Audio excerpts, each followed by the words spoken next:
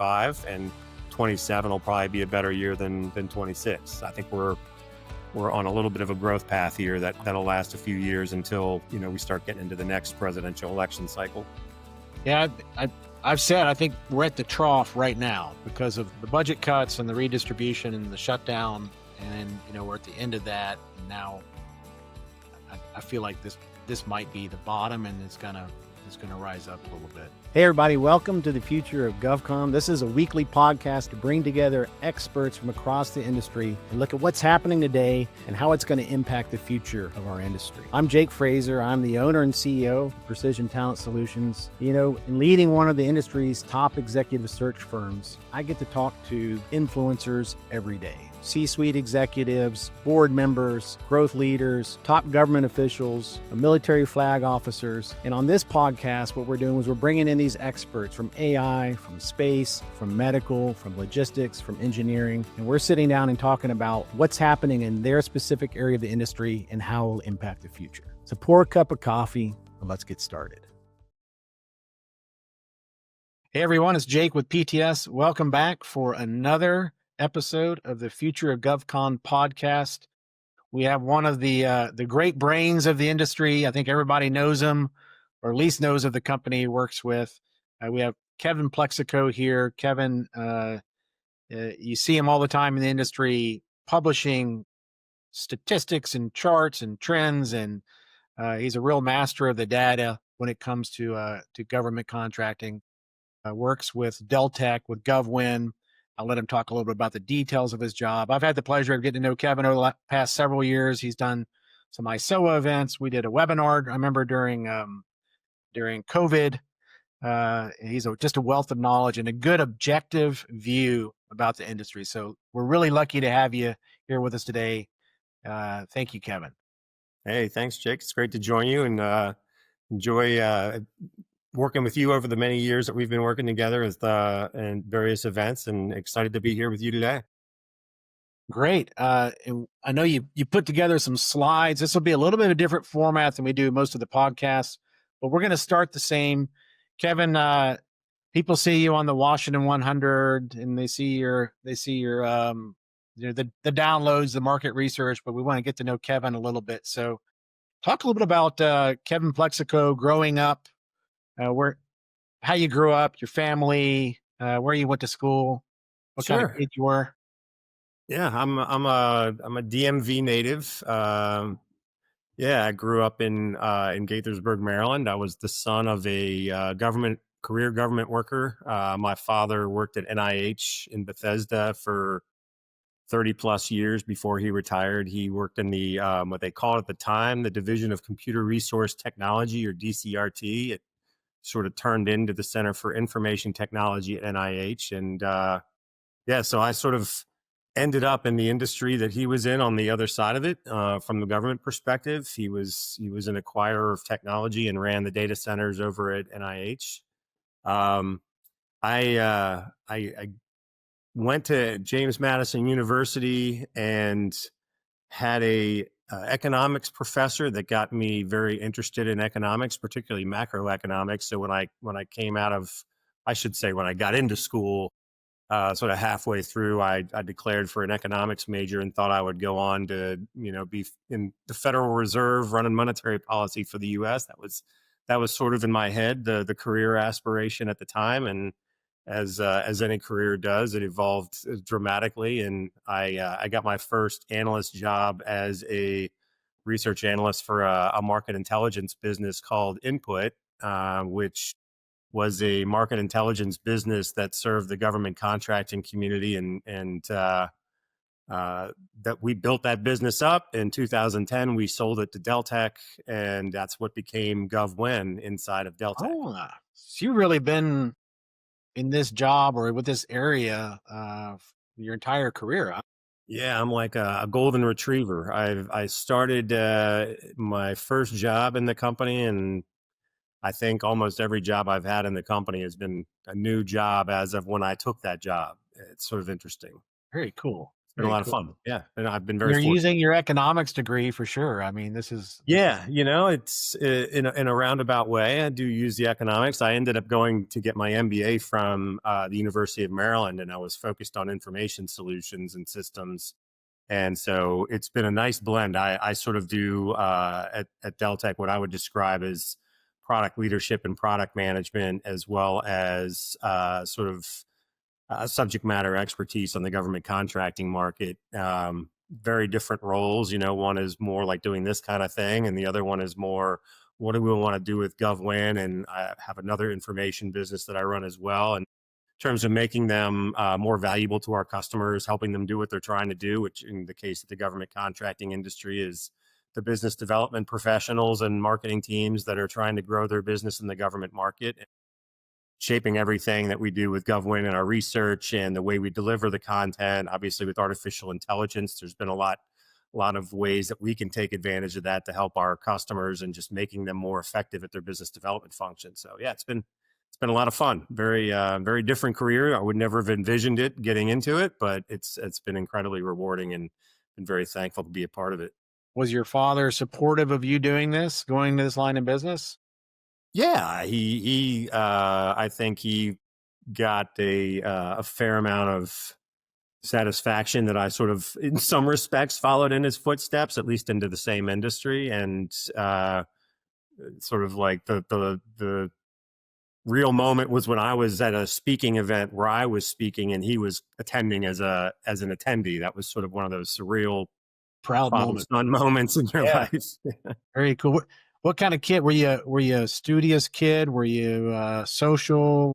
What kind of kid? Definitely wouldn't have called myself studious. I was in high school, not a very good student with sort of no clear path of what I wanted to do. It wasn't until college. I feel like, especially with kids, like I have a son, sort of the same. He's now following in my footsteps. He's working for a software company in the industry as well. But I feel like everybody, and especially seems especially true with boys, that there's an inflection moment where a light bulb goes off and they sort of figure out like, this is what I want to do. And for some people it happens early and some people it happens late. For me, it was in college. Just something went off and all of a sudden I became more studious and more interested in research and data and, just how the world of business works. That just sort of became something that I was interested in that I could have cared less about back in high school. I think when my light bulb went off. That's a good question. I think I was like 30. I'm not Yeah, like I sure. said, for boys, Took it me a happens at while. very different times, Yeah, very cool. And why James Madison? I grew up in Maryland and I felt like Maryland only really had the University of Maryland. And I didn't really want to go there. That's where most of the people from our schools would go. And James Madison is sort of a accessible, not too far away. I wasn't like the type of person who wanted to necessarily go travel the world, so to speak. So it wasn't too far away. It was good reputation, and I loved it. I thought James Madison was a fantastic school, and I've hired many people from JMU, and I've never been disappointed. A sales guy's a JMU guy, so I get to Yeah, hear a lot he's about probably it. a rock star. Yeah, he's great. He's great. So, and it's far enough away, but not too far away, right? Yeah. You can come home for a weekend if you need to, but you're not going to be coming home for dinner. That's right. Perfect. Perfect. So you got into the industry. You graduated. How did you get the job? Did you apply for it? Did job fair? A little bit of a funny story. I applied for the job and never heard anything. And then like 6 months later, the lady who hired me said, "Hey, rather than search for a whole bunch of new resumes, I started with the ones we had and got yours." The only sort of differentiator on my resume was I had worked as a economics assistant for the Consumer Product Safety Commission during a summer. And so that got me enough experience of like calling into government and calling companies and doing work for them that they were like, okay, well, you can do that job over here. So when I came into input, it was, making calls into government officials, asking them about procurements that were underway and sort of gathering the information that companies need in the market to sort of qualify opportunities and decide whether they're a fit for them or not. So that was sort of our job, was almost like a sales development representative or an inside sales function that supported our customers. Old school. That's Yeah. not dating you here, but that was probably some landline phone calls and It was fax. very landline. Yeah, there was no email. There was no internet when I started. I'm really dating myself now, but Yeah. yeah, the internet sort of became a thing probably about 4 years after I joined, and that was where I sort of left my mark on the company. Was with I was doing sort of product management, managing what was at the time a DOS based application that we were distributing on floppy disks. That's how far Wow. back this goes. And my sort of claim to fame in the company was I learned a programming language through the University of Maryland and got familiar enough with writing code that I ended up writing our first web based application. So took that DOS based floppy disk distributed thing and ported it to a web based application. So all of a sudden our distribution opened up dramatically, and any company and any user in a company could access the content and the information that we were serving up, versus before where it was installed on some librarian's laptop in in an office somewhere, and you had to go there if you wanted to use it. It's very, very different sort of distribution for an information business. So you were an innovator in the very beginning, right, in the industry. Yeah, that was sort of That's how I cool. fell into it. Yeah, just sort of like the itch got me for the technology side. I'd sort of wished I'd done computer science instead of economics by the time I graduated, but they ended up blending together in my career, which was pretty cool. Yeah, makes sense. So, kind of unpack for me what all Deltek does and what's your area of responsibility. Sure. Yeah. So Deltek is a software and information company, primarily software. We build software that supports what we call project based businesses. So if a company's business model is delivering a project, whether it be architecture, engineering, construction, some of our biggest customers are large AE firms on the ENR 500. Company that built Dallas Cowboy Stadium and that's now building Commander Stadium is a big customer of ours on the AE side. We also have many large government contractors, so they're delivering projects for government. So our software is focused on helping companies manage and comply with all the regulatory requirements of being a business that's in a regulated industry, as well as providing them specific tools to be able to manage their profitability and understand the insights into their projects in a way that a traditional like sort of financial management system doesn't. And that's what makes us unique, is everything focused on project based businesses, how they operate, their HR functions, their financial management functions, their CRM.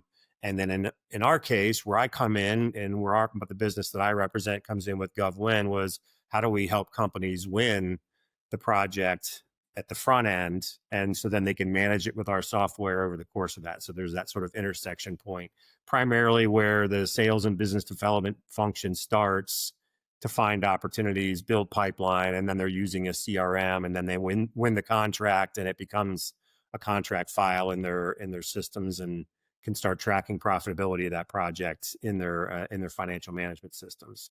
So is GovWin a company within Deltek, or is it just a business unit, or what's It's I would describe it more as a product line within Deltek. So CostPoint is sort of our flagship financial management system, and it has modules. GovWin is our flagship information product for government contractors.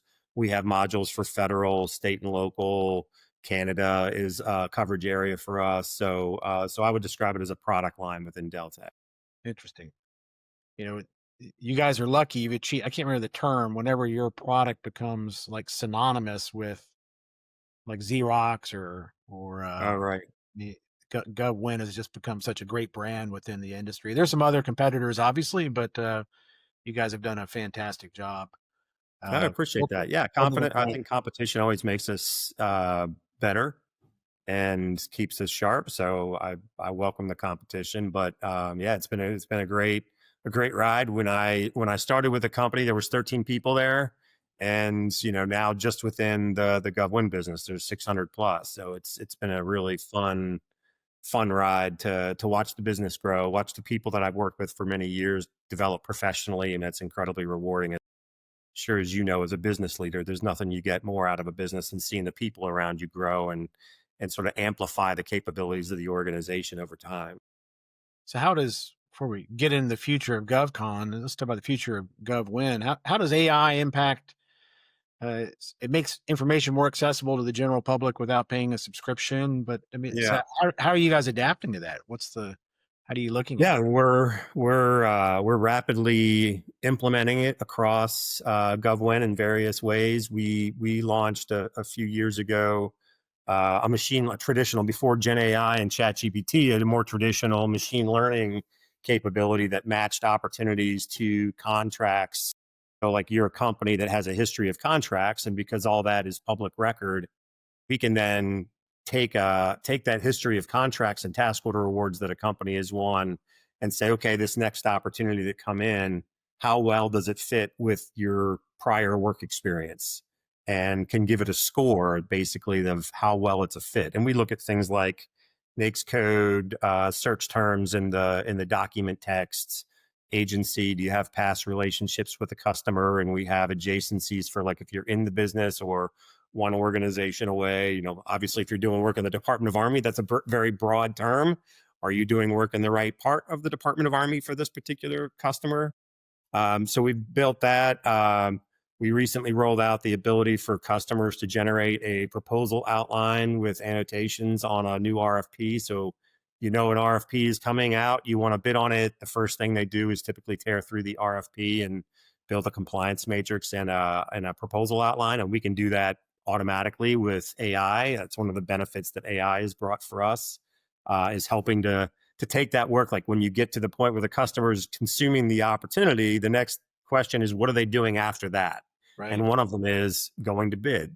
And so we help them with that with using AI. And then we're planning on building an AI proposal tool that will be attached to GovWin as well, that we think will be just a natural extension of That makes perfect sense. you're now proposing. We can help you with proposals by you bringing in your past proposal work and us leveraging our unique market intelligence to help you with your bidding process.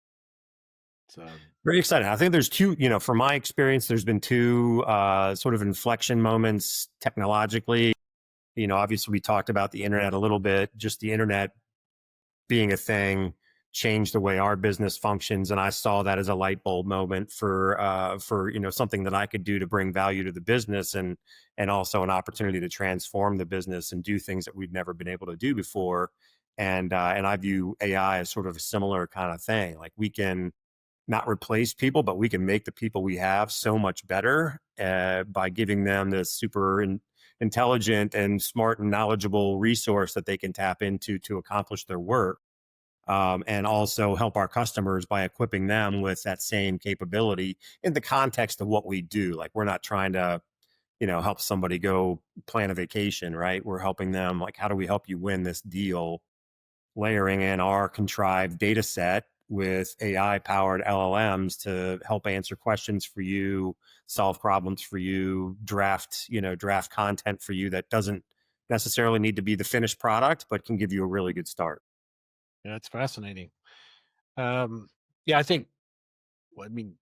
I know AI has been around for a while, but I think it's really just come out. 2025 has been the coming out year, though some people were ahead of it of the game, and now it's just tipping point, right? It's just a real disruptive tipping point kind of year in many ways. In many ways. Yeah. And I think we've seen it for the most part. I feel like it's really just hit the consumer market. We all have some flavor of Chat GPT or Claude or using Copilot. But what we haven't really seen yet is the full impact, I think, of companies implementing it into the software that we use on a daily basis. And that's where we at Deltek see a huge opportunity. We've done similar kinds of things on our financial management system where somebody can enter time through a Teams chat conversation. We have a team space that connects to Cost Point. You can enter your timesheet. You can approve timesheets. You can review expense reports for somebody that submitted them for you. There's, just the possibilities you think about. And I think a lot of software companies are just scratching the surface at how they get that woven into their software. So I think we're going to see a bigger transformation ahead of us in the business world for sure. I think that we're going to look back at 25, and I think you're right. It's kind of the not the. I mean, AI has been around for a while. It's just become more ubiquitous, and now it's in the hands of everybody. So, what do we do next? Yeah. Look back. Well, let's queue up some slides for the audience there. I mean, we're excited to have Kevin here. He's a kind of a products and the information they have is a good objective view of what's going on in the industry. So we wanted Kevin to come in and share some of his insights and his information. We're going to look at 6 or 7 slides that I think will be of interest to the audience. But I think, and a lot of this is backwards looking up till now with the latest data. And we want to look at each of these and also, think ahead into like, what's this going to mean? Let's project these trend lines or these bars or in the future to see what we think it's going to look like going forward. That's kind of the challenge we have here. So, before we do that, talk about, you've been around the industry for a long time. You've seen many different trend lines happen. How do you summarize what's happened in 2025? What's your take? Yeah, I mean, look, chaotic is probably the best word for it. I would say uncertainty, but we have that every year in this market. It's just a function of the market that we're in and how appropriations happen and the politics involved. But I think chaotic is the key message for this year. And the Trump administration came in with, in many respects, policy priorities that are completely opposed to the other political party. I think past administration changes, we've had administration take things in a different direction, but I haven't seen sort of like the reversal of policies being so pronounced, right? You think about DEI, which was a clear priority of the prior administration under Biden, and it was like the opposite. We need to get rid of it. So we had, I think with the new administration, a lot of activities that were being unwound and undone, while at the same time putting in place new priorities that are brand new that weren't there before. So cutting the budget, cutting spending, obviously that's a conservative viewpoint, especially since we have some pretty significant budget deficits. So we saw a lot of the administration, cutting programs. We already heard about Agency for International Development, lots of cuts in HHS where they haven't spent money that was, in theory appropriated, which has created a lot of legal angst. But it's been an incredibly disruptive market. But I think we're settling in at the end of 25 here and going into 26. I think we've settled into more of a routine, such as it is, back to uncertainty, if you will. We don't know what uncertainty. Yeah, but I think the change of administration chaos has settled down. This is just looking at 24 to 25 to give a perspective on, like, some agencies have done really well. You got, DHS, no surprise there, doing really well, growing year over year. The VA always grows because of the cost of healthcare. But then you have Agency for International Development, Department of Agriculture, HHS, many civilian agencies that are agencies that, frankly, the Republican Party and certainly the Trump administration would like to cut or reduce, are showing up that way this past year. And obviously, as we look to appropriations for 26, we have continuing resolution for most agencies. There's a few exceptions, like the Department of Agriculture and VA, that have appropriations for the full year under the most recent deal that Congress made. But there's many other agencies, mainly the DoD, that still don't have full year appropriations. And we had this record long shutdown. And frankly, we could have that same risk in just another month and a half or so when the end of January comes around and the funding lapses for these agencies again. And we're sort of right back in the same position if they haven't resolved the political dispute over the subsidies for Obamacare. Then it's very easy to see the Senate Democrats refusing to fund government again. So we could be right back in this, not to be Eeyore, but we could be right back in this in another month. Very real. So this is just so I'm tracking. Is this actual expenditures or is this Yeah, obligation? this is contract spending for 24 and 25. I didn't bring in defense because the DoD delays their reporting by 90 days. So we won't really get fourth quarter defense until January. Civilian agencies tend to report in real time. So this gives you sort of a year over year comparison of Fed Civ market showing the puts and takes. Yes, DHS up 18%.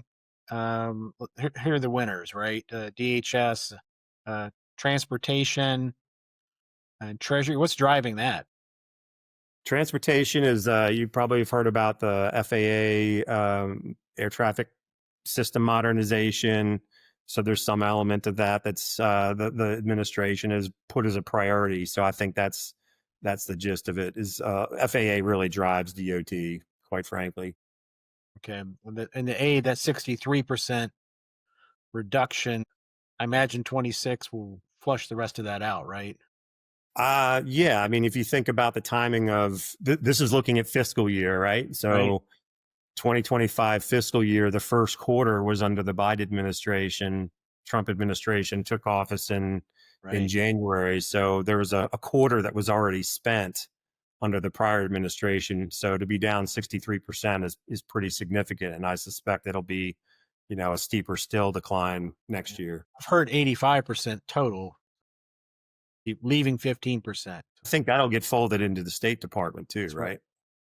Actually, State Department's gonna grow because it's gonna absorb some of the spend from USAID. And do you have anything on State Department? I know this is the Fed Civ side. Not, nothing deeper than this. Quite honestly, I'm sure we could get that. We do profiles of each agency and analysis. So I'm not state the expert showing for every agency we cover, obviously, but yeah. Okay. So you think this is the pain, and then you think it'll kind of flatten out now. This yeah, chart and when we're sitting here next year will look a little bit like and maybe I'll go to that next slide because this is another topic that's sort of related to this, but I think it shows the winding down of the chaos, if you will. The other thing the Trump administration did when they came in was kill a lot of contracts that were in areas of low priority. Like we talked about DEI as an example. There was also a lot of focus put on professional services companies. You might remember they targeted like a list of 6 and then they grew it to like 10. And they also went after some resellers. They're trying to basically consolidate spending, get more purchasing power, and get rid of sort of consultants that they thought were doing more fluff work. And so you saw this dramatic increase in the number of terminated contracts, and then that number has been on the decline. The blue bar shows essentially the value of the contract in the prior year that was canceled. There's always a lot of ways you can look at what was the value of that contract. When the Doge organization was reporting their values of cut contracts, they were talking about ceiling value, but you and I know that a ceiling value on a contract doesn't necessarily mean it's going to get anywhere near that ceiling. So that's sort of a distortedly high way of looking at the value of the contract. Or is the run rate, not the awarded amount? Okay. Yeah. So we took the run rate. What did they spend in 24 that disappeared in 25? Anyway, that you can see is way on the decline. I did think it was sort of interesting just to look at the companies that were impacted. So in any given year, there's about 80 to 100,000 unique primes, and about 8,000 unique primes were impacted by the terminations. Now, some others might have been impacted by descoping or reduced scope, but we're talking about the ones that actually face contract termination. So about 10% of the market was impacted. And then from a small business point of view, 70% of the companies that were impacted were small business. So it did have a high degree of impact on small 70% of that businesses. 10% was small businesses. Is that what that means?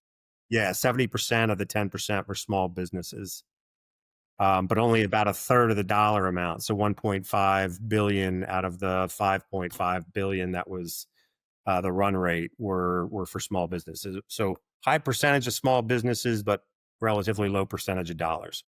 Yeah, I mean, small businesses are going to take a hammering, right? I mean, it's going to be the haves and have-nots, right? If you're a small business that's won a spot on Oasis and maybe is well established on some IDIQs and has solid compliance capabilities, you probably do really, really well.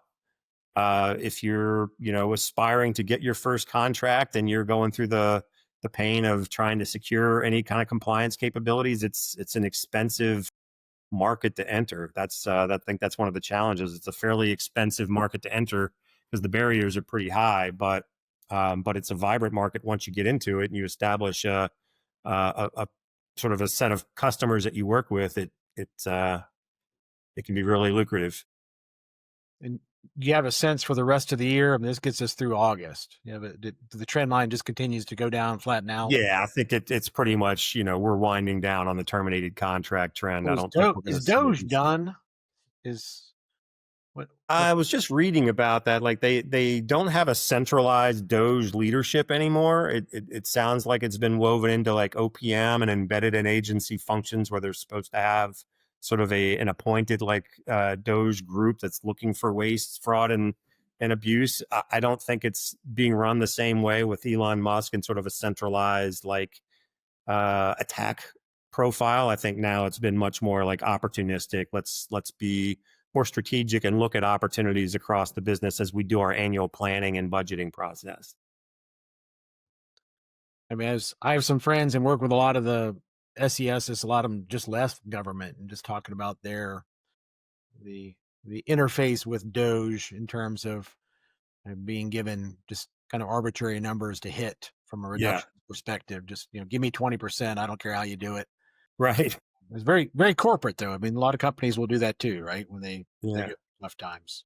Well, we had one of our clients share the letter that they received from the administration telling them we don't think you've gone hard enough to identify where you can cut your contracts, and we want you to look at your contracts and identify the ones that are less important and low priority. And like, can you imagine like on the customer side, like you're the provider and you're trying to tell the customer, your customer, which contracts are not valuable? Like, what a surreal conversation that would be.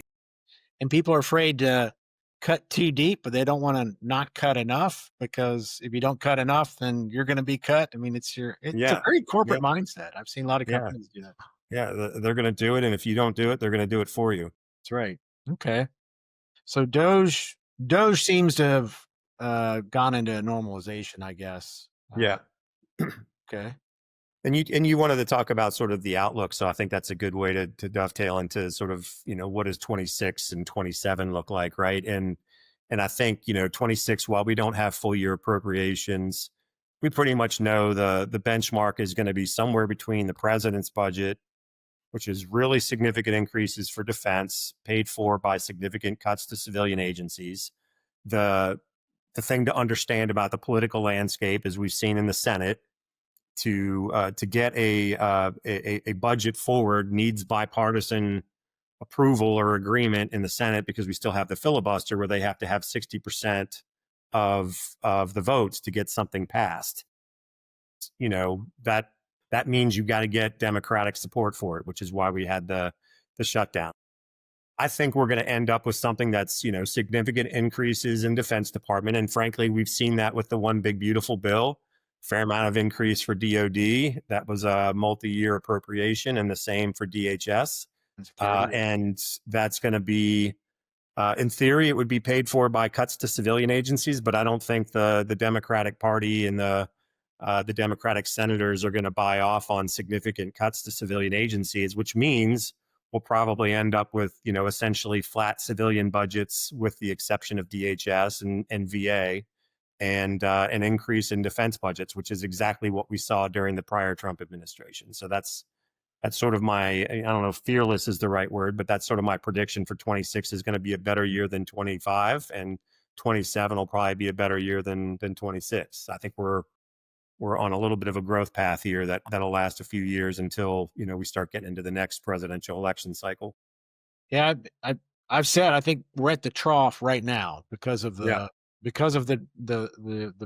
budget cuts and the redistribution and the shutdown, and then we're at the end of that, and now I feel like this might be the bottom, and it's gonna rise up a little bit. Yeah.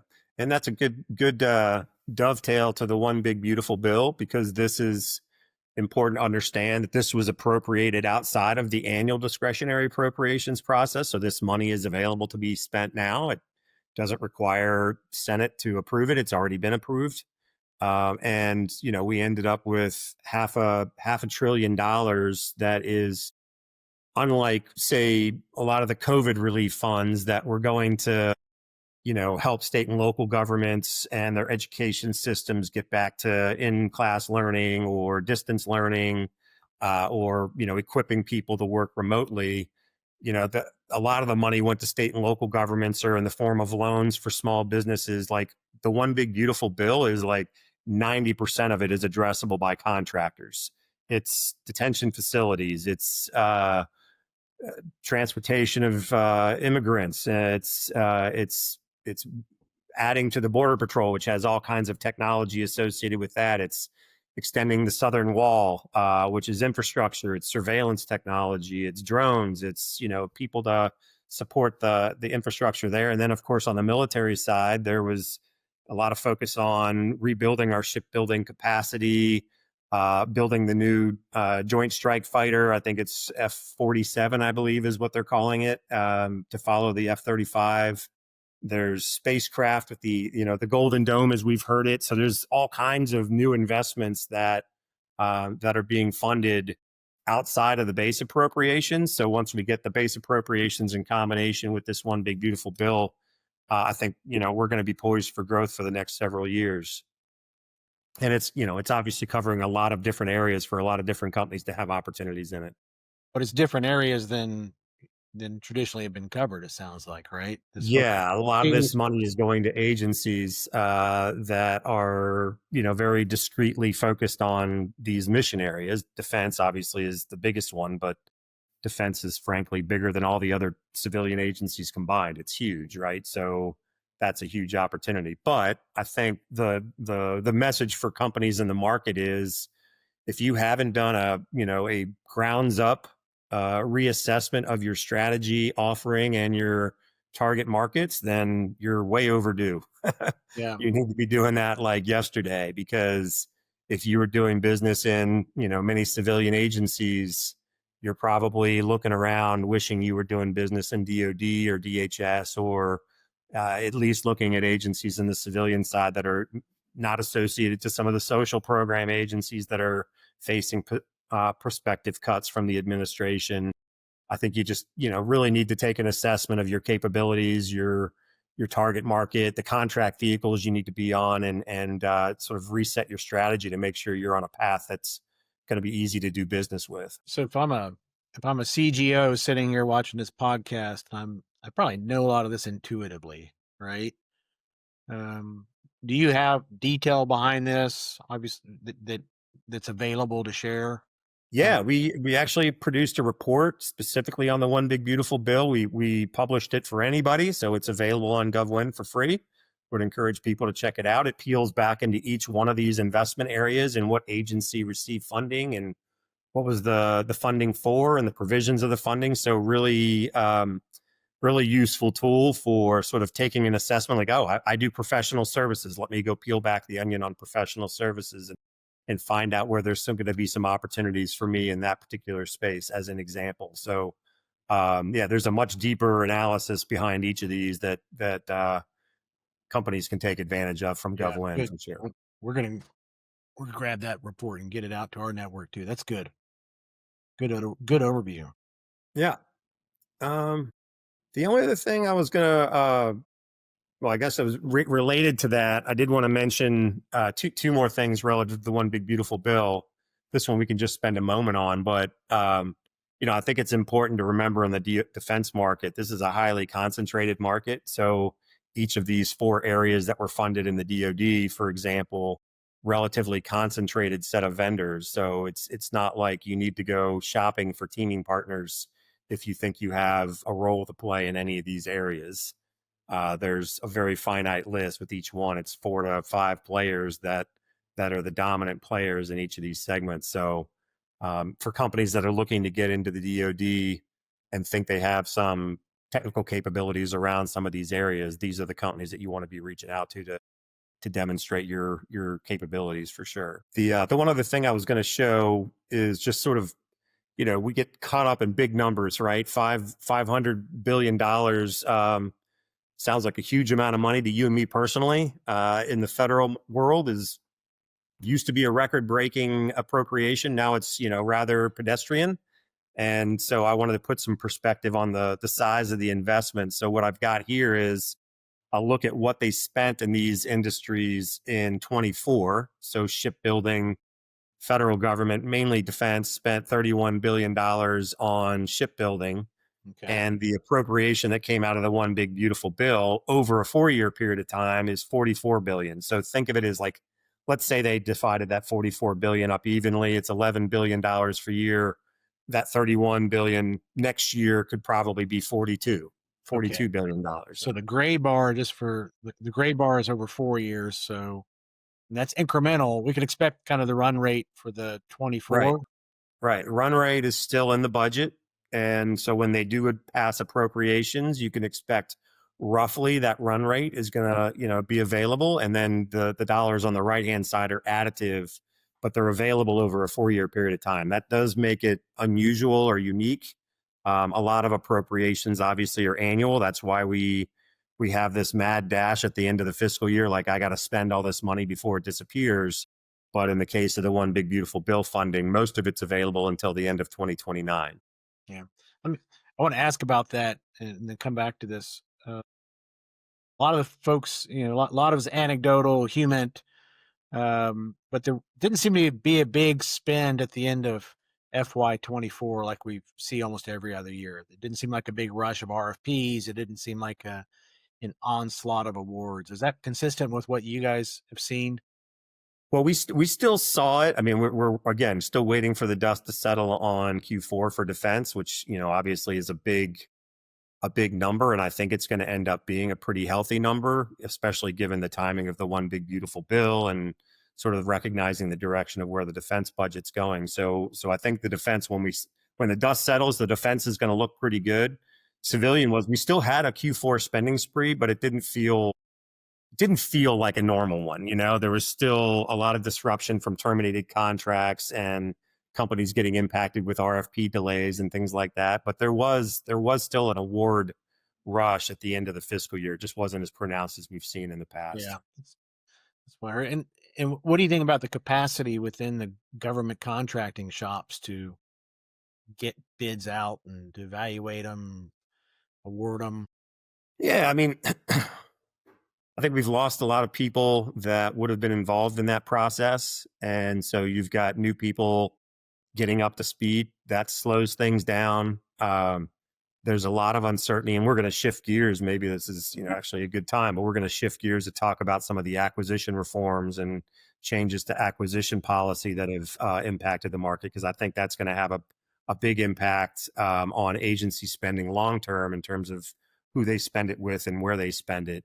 But long story short, I think we've seen with the adoption of IDIQ-based contracts and task order, delivery order-based contracts, that's sort of the way the government scales its purchasing. And so I think for relatively transactional purchases, they've got the manpower to do it. But when you have big complex procurements, like some of the larger ones that we've seen, where there's some fits and starts, some of them have been delayed till next year. Some of them are put on hold indefinitely while they figure out what GSA's role is as the IT executive agent and which vehicles are we looking to consolidate to. I think there's some strategic contract vehicle discussions that companies need to be thinking about that are a little bit different than just the routine purchases that are happening under the existing vehicles we have in place.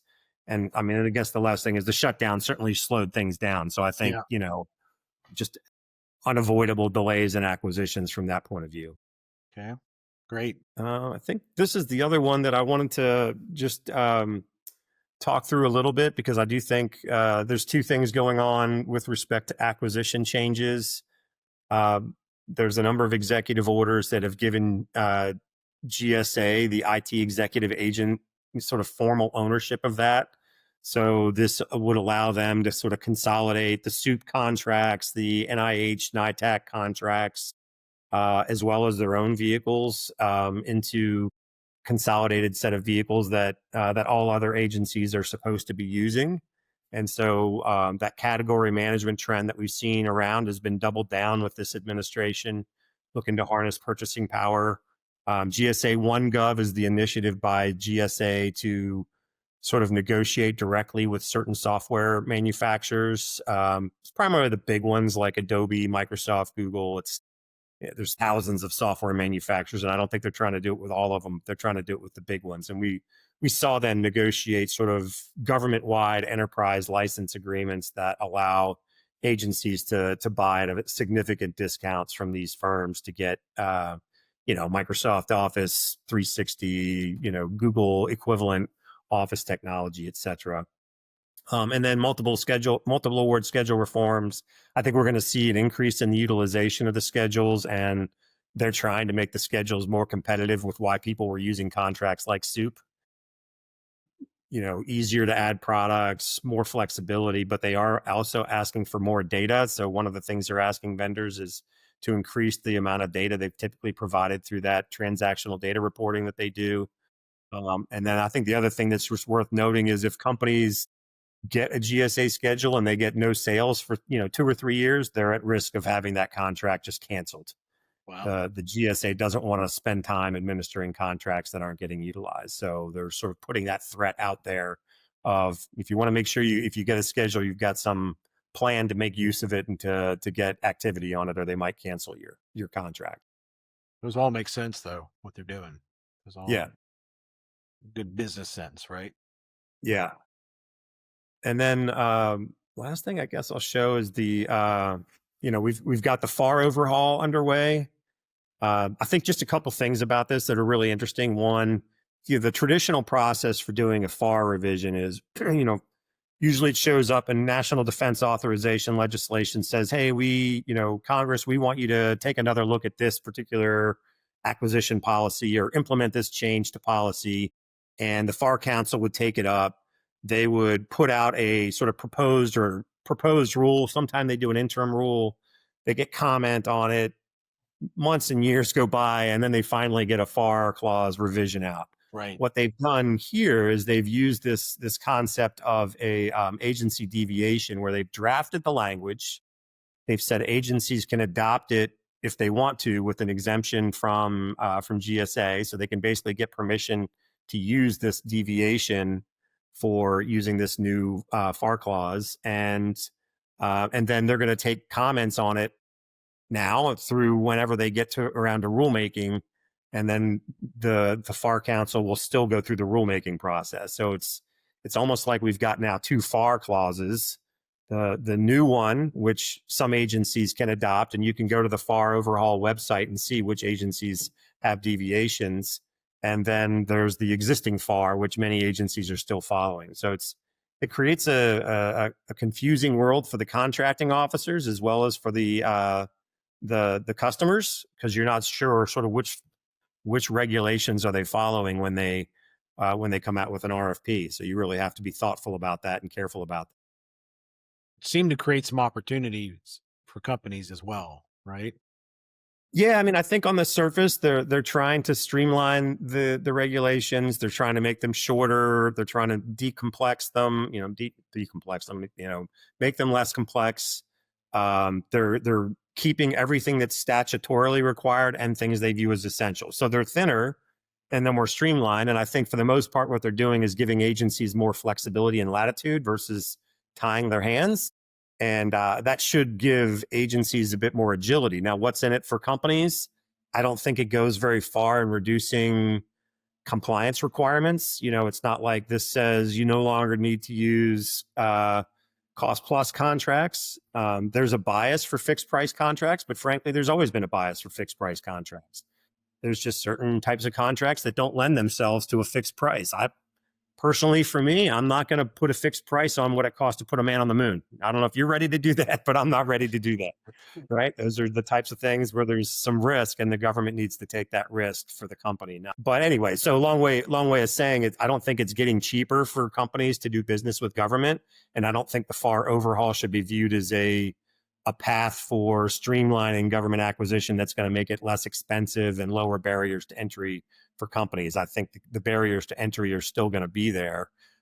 Agencies might just have a bit more flexibility in terms of when they require that compliance or when they require some of those capabilities from a contractor, from contract to contract.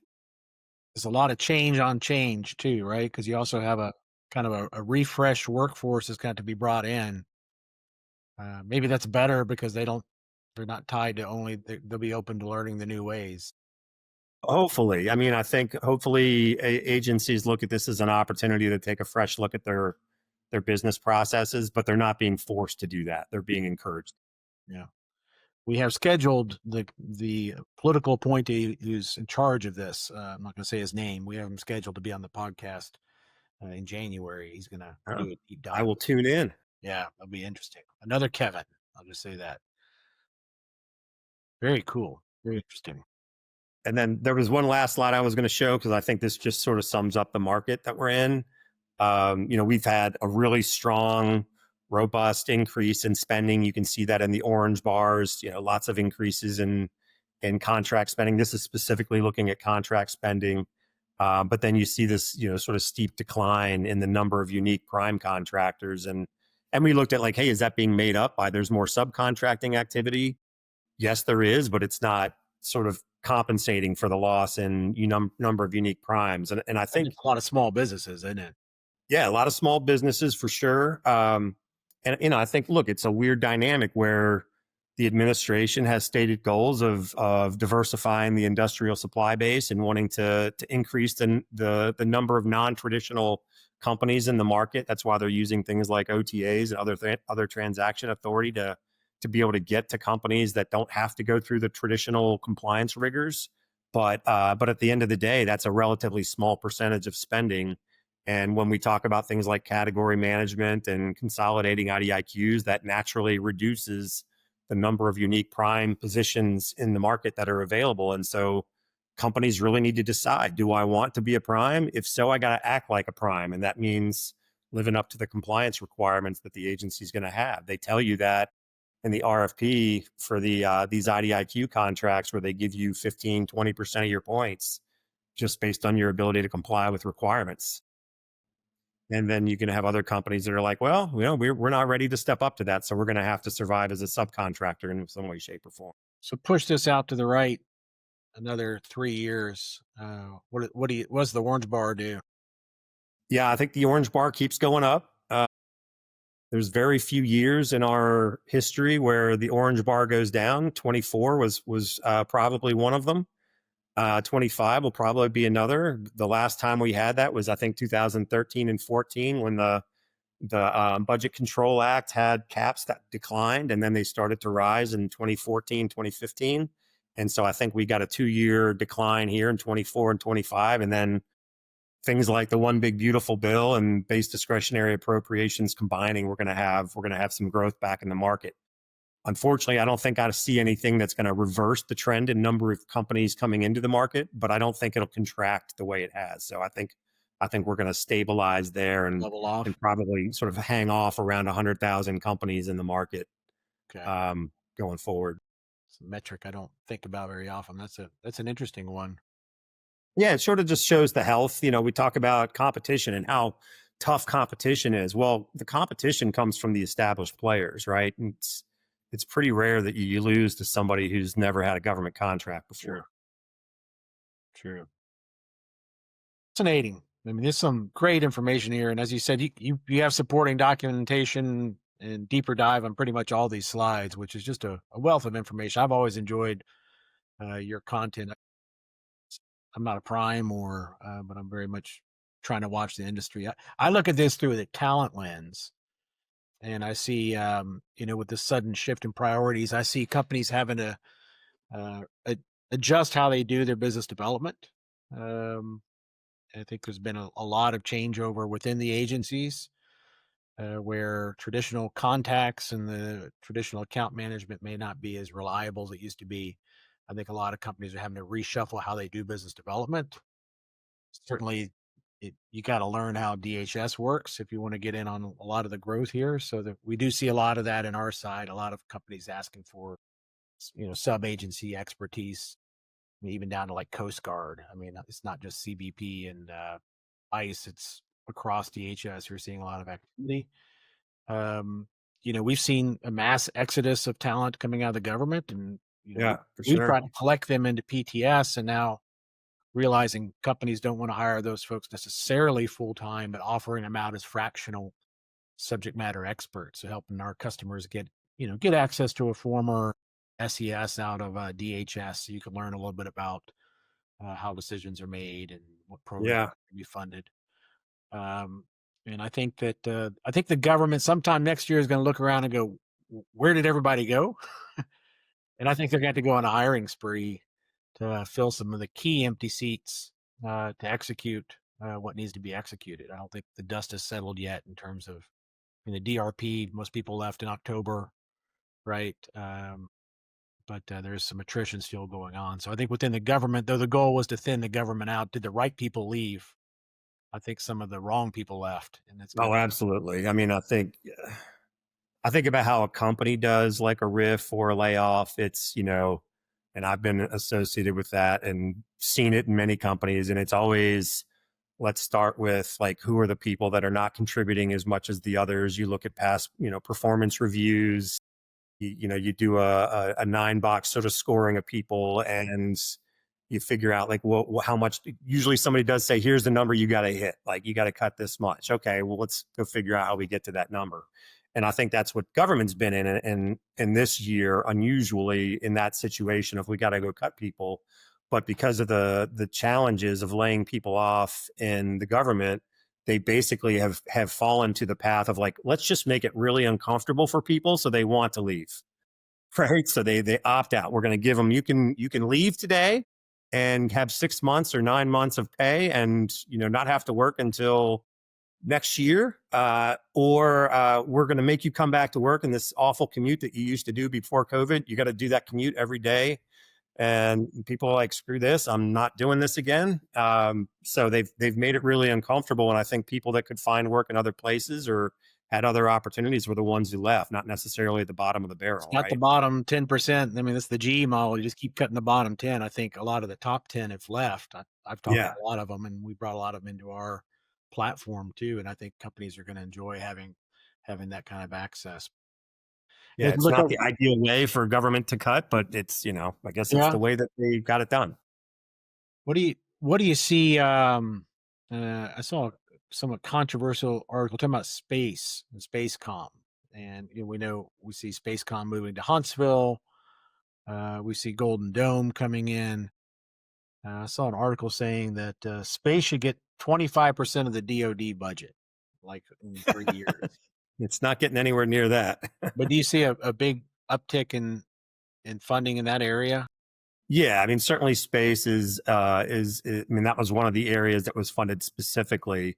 It was funded relatively in small amount relative to some of the other areas because it's a relatively But smaller incremental spend. growth But was more than everywhere else, I think, from a yeah, standpoint. but at the same time, I think it's a big opportunity and big growth area. Clearly, the fact that they made it a sort of formal command speaks to the importance of it. And I think it's just sort of taking the altitude up as you think about national defense and protecting our borders.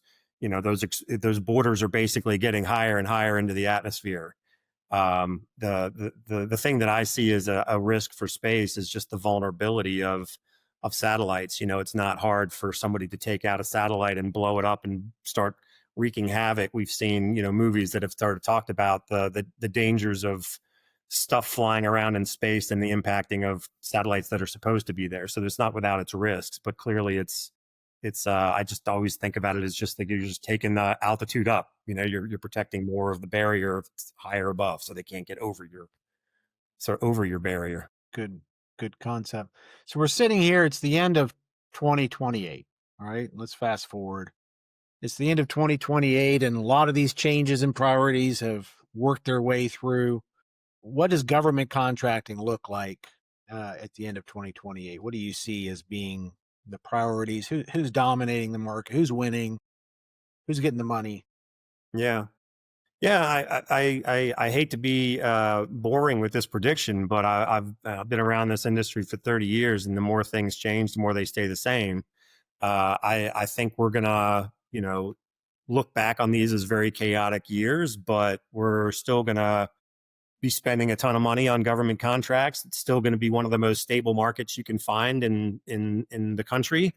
If I look at the decreases that we've had in government contracting and compare that to what you might see in the retail industry or the hospitality industry or the construction industry, and it's steady Eddie. And I think that's what we're going to see going forward is we got a little bit of a blip and change of administration with a significant change in priorities. But when we get through 28, we're going to feel like, hey, this is a pretty good market and still a pretty good market.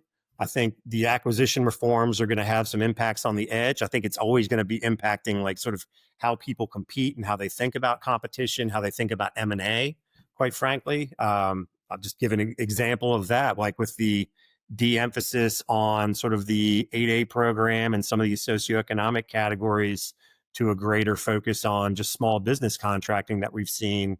That's going to impact a lot of these small businesses that are sort of surviving based on their socioeconomic status, as an example, right? That's going to change the landscape quite a bit at the small business level, where I think companies that maybe don't have a minority status or some unique socioeconomic status are going to feel like they can go set up business as a small business and be pretty successful, whereas that would have been unheard of just a few years ago. So some changes under the scenes, but overall still a healthy market, lots of opportunity.